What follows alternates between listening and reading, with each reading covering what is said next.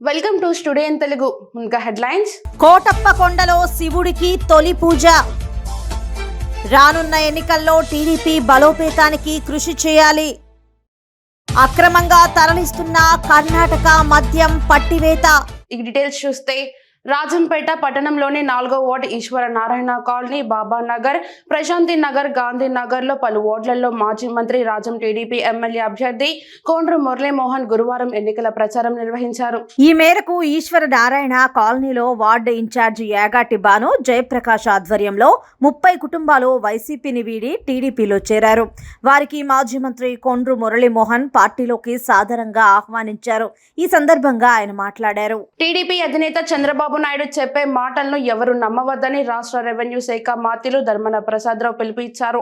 Srikakulam rural మండలం అలికం గ్రామంలో నూతనంగా 40 లక్షల వ్యయంతో నిర్మించిన సచివాలయం భవనంను ప్రారంభించారు. ఈ సందర్భంగా ధర్మన మాట్లాడారు. ఈ 75 సంవత్సరాలుగా కొద్ది గొప్ప మార్పులు జరుగుతున్నా భారీ ఎత్తున ప్రజలకు సౌకర్యాలు అందించేటువంటి పని జరగలేదు. దానికి తగ్గ మార్పులు, అవసరమైనటువంటి ఇన్ఫ్రాస్ట్రక్చర్ తేలే.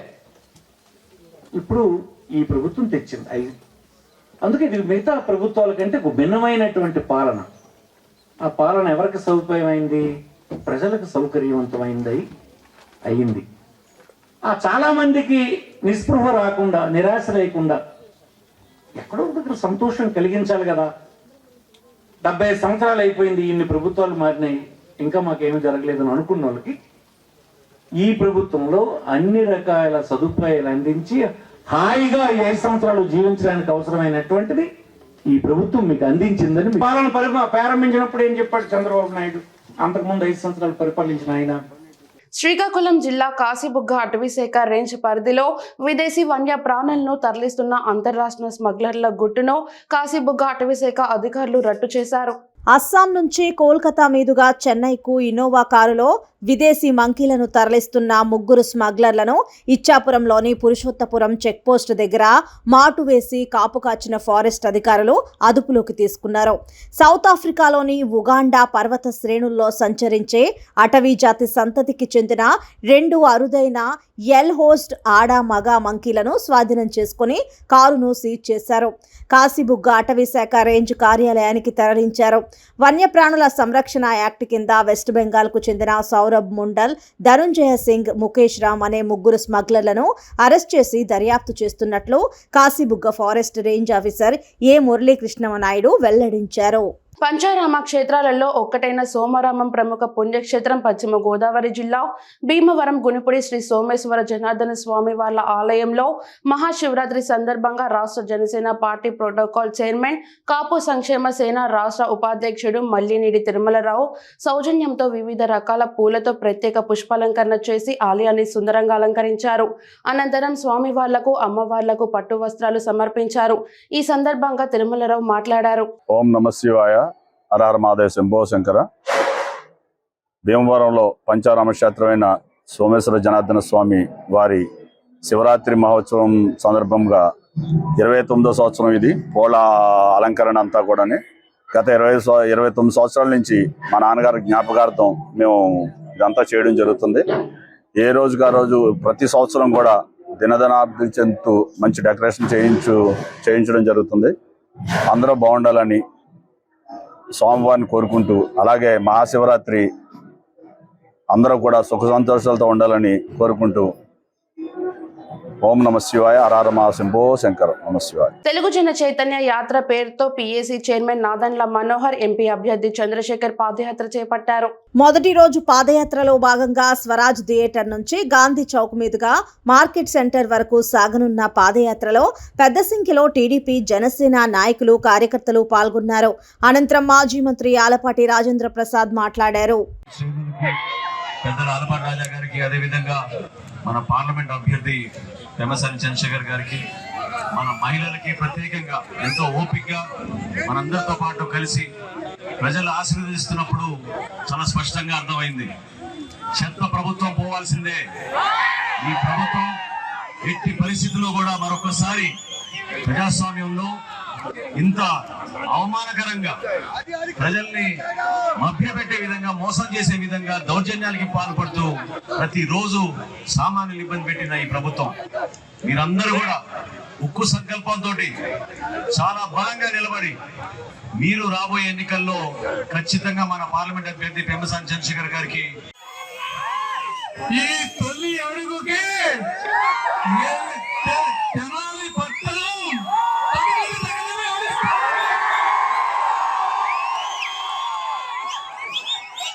మీరు ఈలో ఉన్నటువంటి ప్రతి అక్షరానికి అన్యాయం చేసిన వ్యక్తి, అంటే అంగన్వాడీలకు అన్యాయం, అంటే ఆరోగ్యశ్రీకి బిల్లులు కట్టడం లేదు, ఈ అంటే ఇసుక కుంభకోణం, ఈ అంటే ఉద్యోగస్తులకు అన్యాయం, ప్రతి అక్షరానికి అన్యాయం చేసిన వ్యక్తి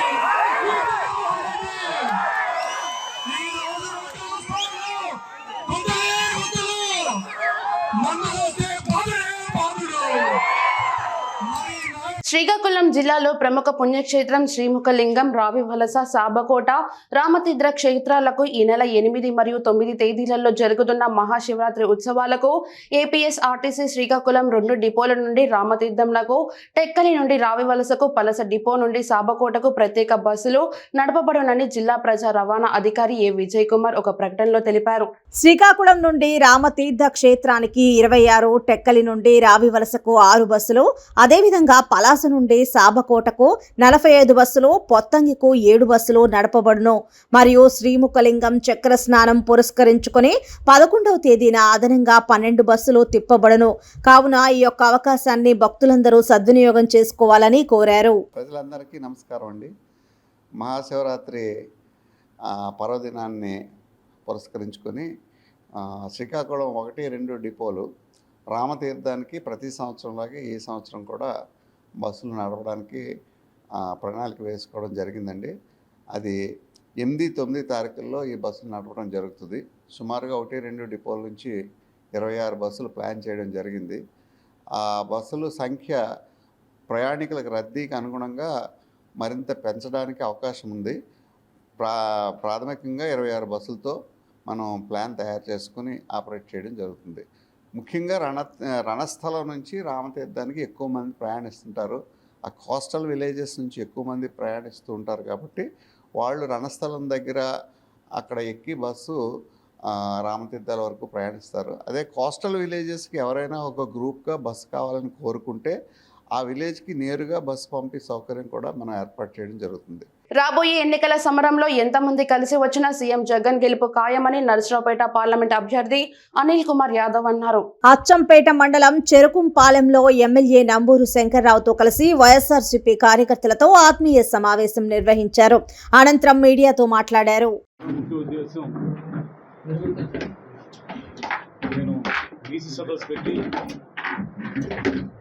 పార్లమెంటు అభ్యర్థిగా ప్రకటించిన తర్వాత కోసూరులో బీసీ సదస్సుకి తీసుకురావడం జరిగింది. ఆ రోజు స్టార్ట్ అయిన తర్వాత నెక్స్ట్ అమరావతి మండలంలో ఒకరోజు అన్ని గ్రామాలకు తిప్పడం జరిగింది. ఇప్పుడు అచ్చంపేట మండలం సెంటిమెంట్గా సత్యమ్మ తల్లి టెంపుల్ దగ్గర నుంచి కొన్ని గ్రామాలు ఈ రోజున మరి ఎలక్షన్ క్యాంపెయిన్కి తిరిగే భాగంలో అన్ని గ్రామాలు కూడా తిరగటం జరుగుతుంది. ఒక బీసీ పార్లమెంట్ అభ్యర్థిగా రావటం వల్ల పార్టీ గతంలో కన్నా కూడా మాకు ఉత్తేజాన్ని ఇంకా ఎక్కువ ఇవ్వటం జరిగింది.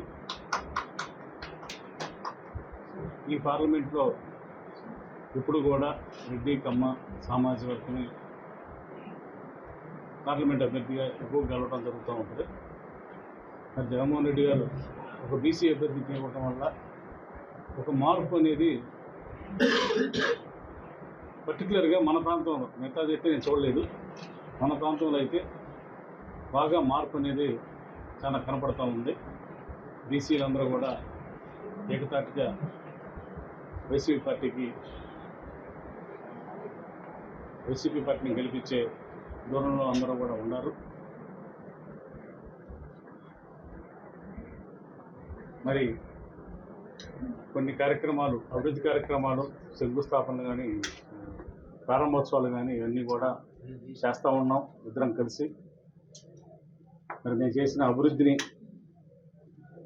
సంక్షేమ కార్యక్రమాలు, జగన్మోహన్ రెడ్డి గారు చేసిన సంక్షేమ కార్యక్రమాలు చూసి ఓటు వేయమని మేము ఇద్దరం కూడా 2 ఓట్లు వేసి గెలిపించమని అడగటం జరుగుతుంది.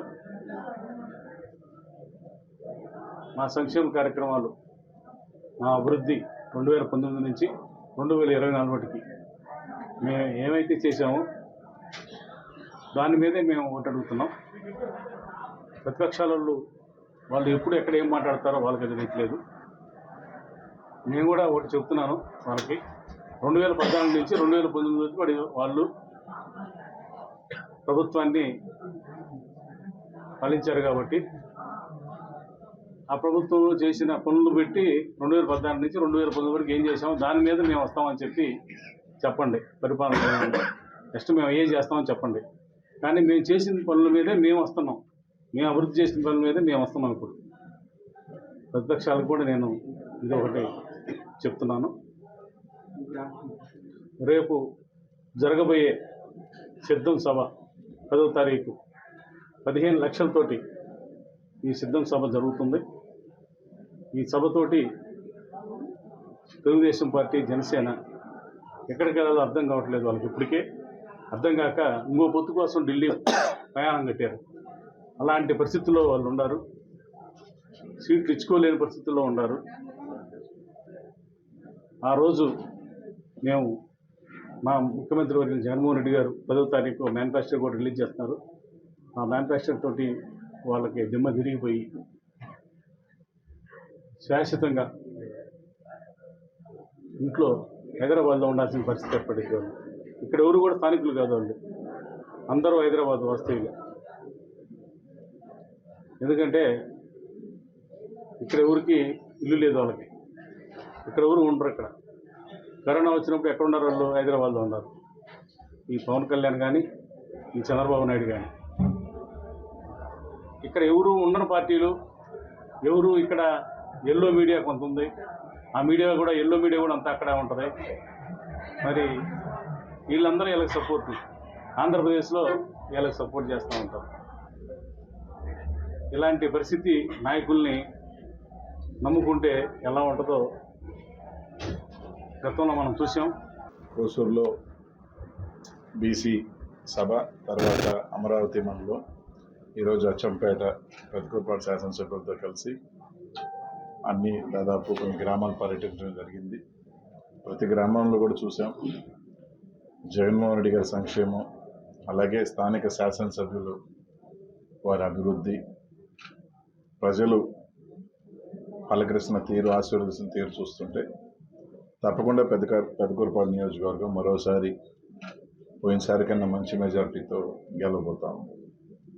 ఎందుకంటే దాదాపు నేను 2 మండలాలు, కొన్ని గ్రామాలు తిరిగాను.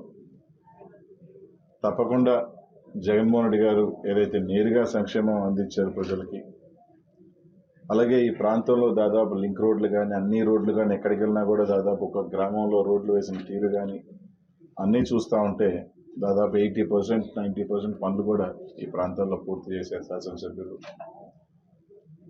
ప్రజల్లో కూడా, కార్యకర్తలు, నాయకుల్లో కూడా ఒక జోష్ ఉంది, నూతన ఉత్సాహం ఉంది. ఈ ప్రాంతంలో ఇంకా తెలుగుదేశం పార్టీ వాళ్ళ అభ్యర్థి ఇంకో 5 రోజుల్లో కోడ్ వస్తుంది అంటున్నారు. 5 రోజుల్లో 6 రోజుల్లో కోడ్ వస్తుంది. ఇంకా అభ్యర్థే నిర్ణయించుకోలేని పరిస్థితుల్లో ఆ పార్టీ ఉంటే, ఇక్కడ స్థానిక శాసనసభ్యులు ఇప్పటికే ప్రతి గ్రామాన్ని పర్యటించడం జరిగింది, ప్రతి ఒక్కరిని కూడా పలకరించుకోవడం జరిగింది. ఎక్కడ ఏ లోటుపాట్లు ఉన్నాయో సరి చేసుకొని దూసుకుపోతున్న పరిస్థితులు ఈ ప్రాంతంలో పెదకూరుపాడులో ఉన్నాయి. తెలుగుదేశం పార్టీ నిజంగా జగన్మోహన్ రెడ్డి గారి మీద వ్యతిరేకత ఉంది, మేము 130, 140 గెలుస్తామనుకుంటే పొత్తు కోసం ఎందుకు వెంపర్లాడుతున్నారో, పొత్తు కోసం ఎందుకు పాకులాడుతున్నారో, కేంద్రం బీజేపీతో పాకులాడ ఎందుకు అవుతున్నారో అర్థం కాని పరిస్థితి ఉంది. నిజంగా ఈరోజు జగన్మోహన్ రెడ్డి గారు తానుకున్న నమ్మకం, తాను చేసిన అభివృద్ధి, సంక్షేమం మీద నమ్మకంతో నేను మంచి చేస్తుంటే నాకు ఓట్లేయండి అని చెప్పి ఒక్కడిగా ఈరోజు ఎన్నికలకు వస్తున్న ముఖ్యమంత్రి జగన్మోహన్ రెడ్డి గారు ఎక్కడ? వాళ్ళ మీద వాళ్ళే నమ్మకం లేకుండా ఒక పక్క జనసేనతో ఆ పొత్తు కూడా టికెట్లు అనౌన్స్ చేసిన తర్వాత రాష్ట్రం అంతా కూడా కొట్టుకునే పరిస్థితులు వచ్చినాయి. ఇది సరిపోదు, జగన్మోహన్ ఎదిరించాలంటే ఏదైనా కేంద్ర బలగం, కేంద్ర సపోర్టు ఏదో రకాలుగా ఉంటుందని చెప్పి ఈరోజు కేంద్రం దగ్గరికి ఏ విధంగా మొక్కుతున్నాడు అందరూ కూడా చూస్తాము. ఎవరు ఎన్నిసార్లు ఎంతమంది కలిసి వచ్చినప్పటికీ ఈ రాష్ట్రంలో ఖచ్చితంగా మళ్ళీ జగన్మోహన్ రెడ్డి గారు ముఖ్యమంత్రి అవుతా ఉన్నారు. ప్రజలు కూడా ఒక స్పష్టమైన తీర్పు ఇవ్వాలని సిద్ధమై ఉన్నారు. ఎందుకంటే ఎన్నికలు వస్తే ఇలా కలుసుకోవటం, ఇది ఒక డ్రామా ఆడటం, ఇదంతా కూడా ఆ పార్టీలకు అలవాటే. కాబట్టి ఒకే ఒక నాయకుడిని, ప్రజలకి మంచి చేసే నాయకుడిని, ప్రజలకి నేరుగా సంక్షేమం అందించే నాయకుడిని, అభివృద్ధి చేసే నాయకుడిని ఎన్నుకోవాలని డిసైడ్ అయిపోయినారు. తప్పకుండా నేను ఎంపీ అయిన తర్వాత దాదాపు అన్ని నియోజకవర్గాలు కూడా పర్యటించాను, అన్ని దగ్గరలు కూడా తిరిగాను. ప్రతి గ్రామంలో కానీ ప్రతి శాసనసభ్యుల మీద కూడా ప్రజలకు మంచి అభిప్రాయంతో ఉన్నారు. జగన్మోహన్ రెడ్డి గారి పరిపాలన సంక్షేమంగా నేరుగా ప్రజలకు అందించున్నారు. అంటే తప్పకుండా వాళ్ళ ఆశీస్సులతో అందరూ శాసనసభ్యులు గెలుస్తారు. తప్పకుండా పార్లమెంట్ కూడా తప్పకుండా జగన్మోహన్ రెడ్డి గారి ఆశీస్సులతో తప్పకుండా మంచి మెజార్టీతో గెలుస్తామని అనుకుంటాను. చంద్రబాబు నాయుడు కూడా పల్నాడుకు వచ్చి 2 జిల్లాలు దాటి వచ్చాడు, ఇక్కడ బుల్లెట్ దింపుతాను ఏదో మాట్లాడాడు. ఒకటైతే చెప్తా ఉన్నాను, నిబద్ధత కలిగిన వైఎస్ఆర్ కాంగ్రెస్ పార్టీ వ్యక్తిగా ముఖ్యమంత్రి గారి ఆదేశాలు జారీ చేస్తే ఏ నియోజకవర్గానికైనా పోటీ చేసే శక్తి, సామర్థ్యం వైఎస్ఆర్ కాంగ్రెస్ పార్టీ నాయకులు ఉంది కాబట్టి అక్కడి నుంచి అక్కడికి వచ్చి పోటీ చేయగలిగాం. ఎందుకంటే జగన్మోహన్ రెడ్డి గారి మీద ఉన్న నమ్మకం, ఇక్కడున్న ప్రాంతంలో ఉన్న వైఎస్ఆర్ కాంగ్రెస్ పార్టీ నాయకులు, కార్యకర్తల మీద ఉన్న నమ్మకం, జగన్మోహన్ రెడ్డి గారు ప్రజల సంక్షేమం మీద ఉన్న నమ్మకంతో ఎక్కడికైనా కూడా పోటీ చేసే శక్తి వైఎస్ఆర్ కాంగ్రెస్ పార్టీలో స్పష్టంగా ఉంది. ఒకవేళ వేరే వాళ్ళకి భయం లేకనో ఎక్కడి నుంచి పక్కకి వెళ్ళమంటే జారుకొని వేరే దగ్గరికి వెళ్తారేమో, కానీ వైఎస్ఆర్ కాంగ్రెస్ పార్టీలో స్పష్టంగా ఉంది.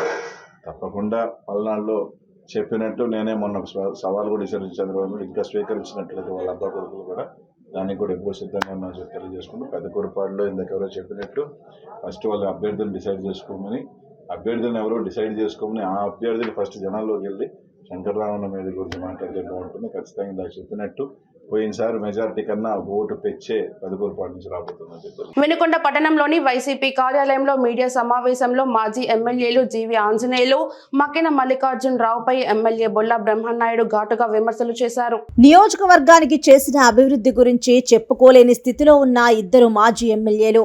ఎమ్మెల్యే బొల్లాకు చదువు లేదన్నారు. చదువు లేకపోయినా నియోజకవర్గంలో చేసిన అభివృద్ధి గురించి ప్రజలకు తెలుసని అన్నారు. PhD చేసిన మక్కిన, డబుల్ PhD చేసిన జీవి మీరిద్దరూ తోడు దొంగలని ప్రజలందరికీ తెలుసని అన్నారు. నేను కల్తీ పాల వ్యాపారం చేస్తున్నానని విమర్శించేవారు. 14 సంవత్సరాల ముఖ్యమంత్రిగా పనిచేసిన చంద్రబాబు చేస్తున్న వ్యాపారం హెరిటేజ్ కూడా కల్తీనా అని ప్రశ్నించారు. చర్చకు సిద్ధమని ఇద్దరు మాజీ ఎమ్మెల్యేలు మైకు ముందు చెప్తారు. ఎమ్మెల్యేగా నేను అభివృద్ధి చేశాను కాబట్టే ధైర్యంగా ప్రజాక్షేత్రంలోకి వెళ్లి ఓటు అడుగుతా. మీరిద్దరి కలయిక ప్రజలందరికీ తెలుసు అని అన్నారు.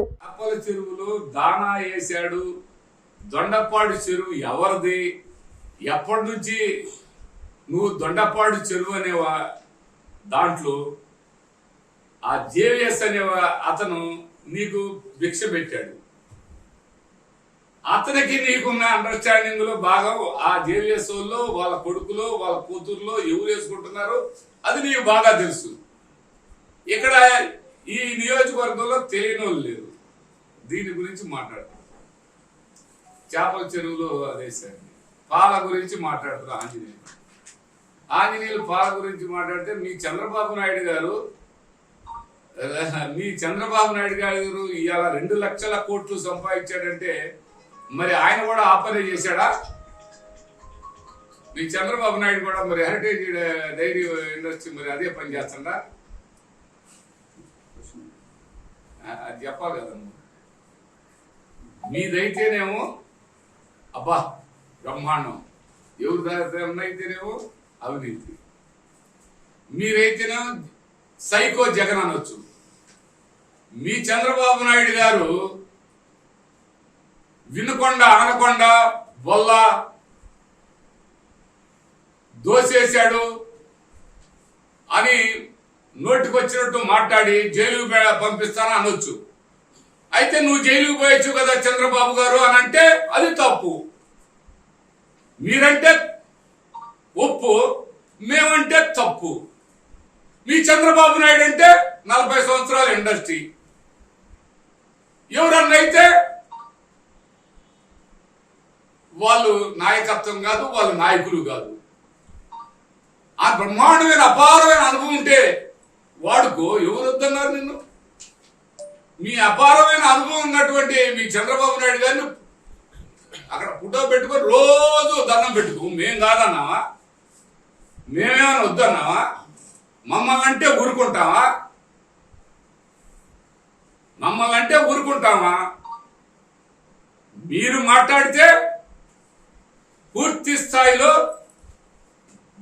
ఏ విధమైనటువంటి భాష వాడుతున్నారు, మేము మాట్లాడితే ఏ విధమైనటువంటి భాష వాడుతున్నాం అనేది ప్రజలు చూస్తున్నారు. ముందు స్లిప్ అవుతుంది మీరు, నోరు జారుతుంది మీరు. మీరు జారితే, నోరు జారితే కాలు జారాల్సి వస్తుందన్న సంగతి తెలుసుకోవాల్సిన అవసరం ఉంది. మీరు మాట్లాడితే నోరు జారినట్టు, మేము జారితే కాలు జారినట్టు. గతంలో టీడీపీ నుండి సస్పెండ్ చేయబడిన శ్రీనివాస్ సాహుని మళ్లీ టీడీపీలోకి ఆహ్వానిస్తున్నట్లు ఏచాపురం టీడీపీ పట్టణ అధ్యక్షులు కాళ్ళ ధర్మారావు తెలిపారు. పార్టీ నుండి సస్పెండ్ చేసిన పార్టీ శ్రేయస్సు, ప్రజా శ్రేయస్సు దృష్ట్యా పార్టీకి ఎలాంటి ఆఘాతం కలిగించకుండా టీడీపీ బలోపేతానికి కృషి చేసిన శ్రీనివాస్ సాహు ఎమ్మెల్యే బెందాల అశోక్ బాబు సూచనల మేరకు పార్టీలోకి మరలా ఆహ్వానిస్తున్నట్లు తెలిపారు. రానున్న ఎన్నికల్లో టీడీపీ పార్టీ బలోపేతానికి కృషి చేసి నారా చంద్రబాబు నాయుడికి కానుకగా ఇవ్వాలని పిలుపునిచ్చారు. ప్రపంచానికి జ్ఞానజ్యోతిని వెలిగించే పార్టీకే మిత్రులు నా తోటి కుటుంబ సభ్యులు 50 మందికి ఈరోజు ప్రత్యేకించి చెప్పడం ఏంటంటే, గత మున్సిపాలిటీ ఎన్నికల తదనంతరం కొన్ని సంఘటనల కారణంగా మిత్రుడు శ్రీనివాసరావుకి సస్పెండ్ చేయడం జరిగింది. ఇప్పుడు తన తప్పు తాను తెలుసుకొని తిరిగి పార్టీలోకి కొనసాగుతాను, నాకు అవకాశం ఇవ్వండి ఎమ్మెల్యే గారితో సంప్రదించిన పిమ్మట తిరిగి ఈరోజు ఆహ్వానిస్తున్నాము. దీనికి పార్టీ కార్యకర్తలు కూడాను అన్నిగా భావించక అందరూ చక్కగా ఐకమత్యంతో ఈ అసెంబ్లీ ఎన్నికల్లో తమ వంతు పాత్రంటూ పోషిస్తూ సూపర్ 6 ప్రతి కుటుంబానికి తీసుకువెళ్ళి బాబు సూరికి భవిష్యత్ గ్యారంటీ ప్రోగ్రాం ఎలాగైతే చేసేసామో అదే రీతిలో ఆ కార్డుని ఆ కుటుంబానికి చేరవేసి ఆ 6 హామీలు బాబు గారు ఏవైతే మనకి ఇచ్చారో అదే ప్రజల్లో తీసుకువెళ్ళాలని మనసారా కోరుకుంటున్నాను. పంచారామ క్షేత్రాలలో ఒక్కటైన సోమరామం ప్రముఖ పుణ్యక్షేత్రం పశ్చిమ గోదావరి జిల్లా భీమవరం గునుపుడి శ్రీ సోమేశ్వర జనార్దన స్వామి వాళ్ళ ఆలయంలో మహాశివరాత్రి సందర్భంగా తెల్లవారుజాము నుండి భక్తులు పోటెత్తారు. శివనామస్మరణతో ఆలయ ప్రాంగణమంతా మారుమ్రోగుతుంది. అధిక సంఖ్యలో వచ్చిన భక్తులు క్యూ లైన్లలో స్వామివారి దర్శనం కోసం బారులు తీరారు. స్వామివారికి జగజ్యోతి, అఖండ జ్యోతి, ఏకాదశి మహారుద్రాభిషేకం, దివ్య అలంకారం, మహానివేదన, గ్రామోత్సవం అంగరంగ వైభవంగా నిర్వహించారు. అనంతరం స్వామివారి కళ్యాణం ఎంతో కన్నుల పండుగగా అంగరంగ వైభవంగా జరిగింది.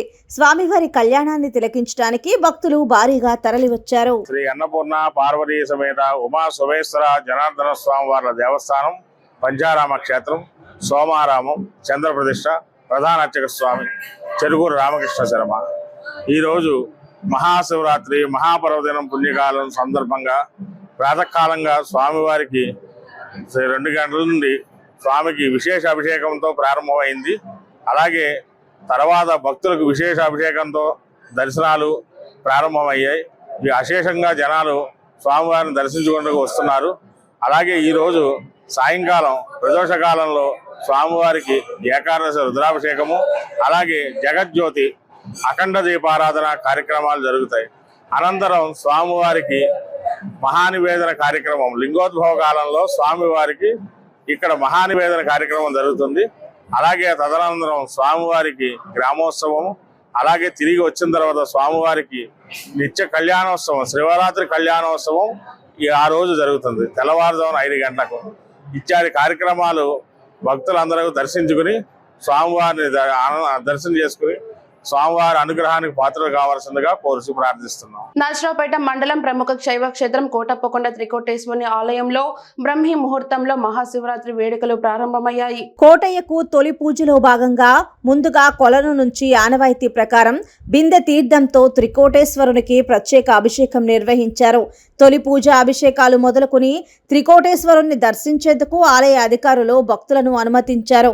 అనంతరం అభిషేక మండపాలలో అభిషేకాలు ప్రారంభమయ్యాయి. త్రికోటేశ్వరుని సన్నిధి శివనామస్మరణతో ప్రతిధ్వనించింది. పశ్చిమ గోదావరి జిల్లా ఆచండలోని శ్రీ రామేశ్వర స్వామి ఆలయానికి శివరాత్రి పురస్కరించుకొని వేకువజాము నుంచి పోటెత్తిన భక్తులు. స్థానిక కోనేటిలో స్నానం అనుసరించిన భక్తులు హరహర మహాదేవ శంభో శంకర అంటూ క్యూ లైన్ లో స్వామివారి దర్శనం కోసం క్యూ లైన్ లో బారులు తీరారు. రామేశ్వర స్వామికి పంచామృతాలతో గోదావరి జలాలతో అభిషేకాలు నిర్వహించారు. అమ్మవారికి కుంకుమ పూజలు నిర్వహించారు. దీంతో శివాలయాలు భక్తులతో కిటకిటలాడాయి. శివరాత్రి సందర్భంగా శైవ క్షేత్రాల దర్శనార్థం వచ్చే భక్తుల కోసం ప్రత్యేక క్యూ లైన్లు ఏర్పాటు. దూర ప్రాంతాల నుంచి వచ్చే భక్తులకు అన్నదాన సత్రంలో అన్నదాన కార్యక్రమాలను ఏర్పాటు చేశారు.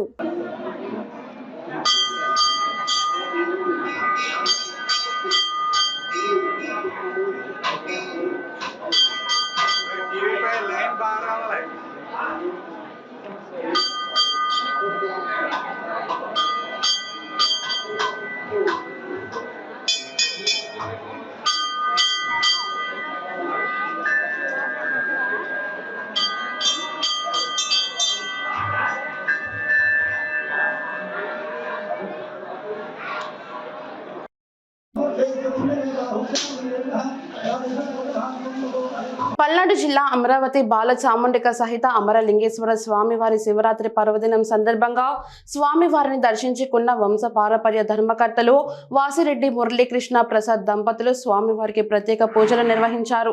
భక్తులకు కావాల్సిన సకల సౌకర్యాలు కల్పించామని తెలిపిన అధికారులు, ఆలయ అర్చక స్వాములు శివరాత్రి విశిష్టతను తెలిపి స్వామివారి దర్శనం సకల శుభాలకు నిలయమని అన్నారు. అమరేశ్వర స్వామివారి దర్శనానికి పోటెత్తిన భక్తులు. పంచారామ క్షేత్రాలలో ఒక్కటైన పాలకొల్లు శ్రీ క్షీర రామలింగేశ్వర స్వామి దేవస్థానం పశ్చిమ గోదావరి జిల్లా పాలకొల్లు మహాశివరాత్రి పర్వదినం సందర్భంగా భక్తులతో పోటెత్తిన పాలకొల్లు శ్రీ క్షీర రామలింగేశ్వర స్వామి దేవస్థానం. శివనామ స్మరణతో మార్మోగుతున్న శ్రీ క్షీర రామలింగేశ్వర స్వామి దేవస్థానం తెల్లవారుజాము నుండి స్వామివారిని దర్శించుకునేందుకు పెద్ద సంఖ్యలో క్యూ కట్టిన భక్తులు శివనామ స్మరణలతో ఆలయ ప్రాంగణం మార్మోగుతుంది. క్షీరారాముడి ప్రత్యేక అలంకరణ చేశారు.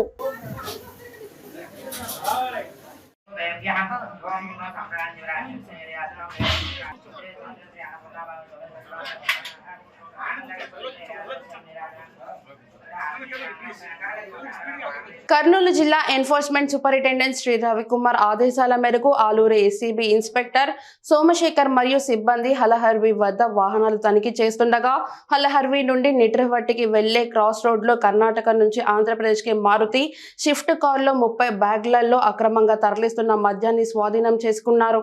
తనిఖీల్లో మద్యాన్ని తరలిస్తున్న వ్యక్తి అక్కడికక్కడే కారును వదిలి పారిపోయారు. మొత్తం 259.2 లీటర్లు ఉన్న ఈ మద్యం విలువ 1,81,440 రూపాయలుగా ఉంది. ఈ కేసుకు సంబంధించి 2 కర్ణాటక వ్యక్తులను నిందితులుగా గుర్తించి ఎఫ్ఐఆర్ నమోదు చేశారు.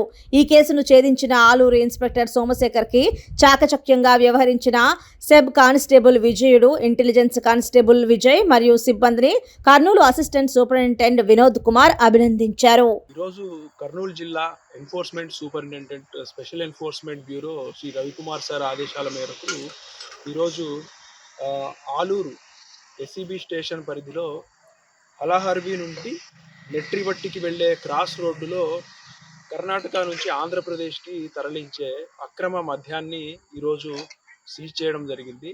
దాంతోపాటు ఒక వెహికల్ మారుతి సుజుకి స్విఫ్ట్ వెహికల్ని కూడా సీజ్ చేయడం జరిగింది. ఈ కేసుని ఎస్సీబీ ఇన్స్పెక్టర్ అయిన సోమశేఖర్ గారు ఆలూరు ఎస్సీబీ స్టేషన్ మరియు విజయ్ ఇంటెలిజెన్స్ కానిస్టేబుల్ విజయుడు ఎస్సీబీ స్టేషన్ కానిస్టేబుల్ మరియు సిబ్బంది విజయవంతంగా తమ చాకచక్యంతో పట్టుకోవడం జరిగింది. వార్తలు ముగించే ముందు హెడ్లైన్స్ మరోసారి. కోటప్ప కొండలో శివుడికి తొలి పూజ. రానున్న ఎన్నికల్లో టీడీపీ బలోపేతానికి కృషి చేయాలి. అక్రమంగా తరలిస్తున్న కర్ణాటక మద్యం పట్టివేత. స్టూడియో తెలుగు న్యూస్ ఇంతటితో సమాప్తం. తిరిగి రేపటి బులెటిన్లో మళ్ళీ కలుద్దాం. అంతవరకు సెలవు. నమస్కారం.